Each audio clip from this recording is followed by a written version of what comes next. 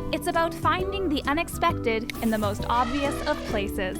Our city has history, but it's also growing, and within this mix of tradition and innovation comes the exceptional, the quirky, and the hard to find. It's time to dig out some of those gems. It's time to search Winnipeg. Urban myths. Every city has them, and a simple search has Winnipeg connected to the River Nile with this, the Arlington Bridge. But a simple search won't take you far. The Arlington Bridge is over 100 years old, and yet there's little trace of it in the history books. I've never seen a picture of it. It didn't have an opening. It was kind of a sad sack project. Nobody wanted it. And nobody's really cared about it since, other than this guy, Christian Cassidy. who's amazed at how long the bridge has been here despite its lack of popularity.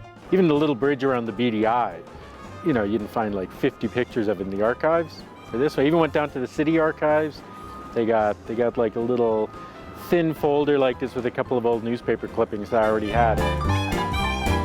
So how did it get here? Well, it's early 1900 Winnipeg, and we need a second streetcar connection to downtown. The Salter Street Bridge was already 20 years old. On the verge of being condemned. And there's a gentleman by the name of Archibald MacArthur, who was a city councillor. And a grocer with a store on Logan. He was the guy who pushed for this bridge. It failed to go through on a couple of money referenda, but then He packaged it in with a whole bunch of other projects, and so people figured he kind of snuck it in through the back door.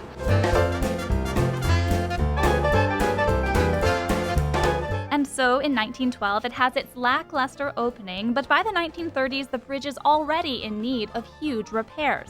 That's when we get our first Nile reference. I think there may be some truth to it. In 1946, we have a Councillor Bloomberg who gets on the floor of council and says it's time we tear this bridge down. Look, we bought this bridge off the shelf for a project in Egypt, Trying to save a few bucks. and you know what? We've paid for it ever since. We hear a few more Nile references later on. And if you look back, the company that built the bridge The Cleveland Engineering Company in England. in 1911 to 1913, the same time this bridge was built, we're working in North Africa, and we're working in Sudan on the Blue Nile River. And while other bidders put bids on 2 possible bridge projects, the Cleveland Engineering Company put in just 1. And despite the fact that they were based in the UK, they were about 25% cheaper than everybody else. So that kind of leads me to believe that they may have had some existing stock and existing project. A project not for the Nile, but a tributary to it, part of a legend that lives on.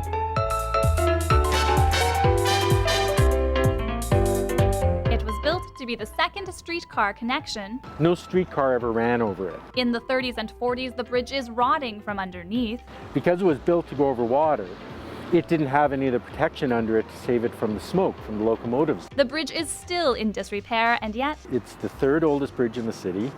It's outlasted almost all of its contemporaries. rose above dozens of councillors threatening to tear it down since. Somehow, out of sheer spite, it's managed to stick around to this day. So that's, I have kind of a grudging respect for it, I guess you'd say. And grudgingly it stands, built for the Nile but bound to stay in the North End. Where will it take you next when you search Winnipeg?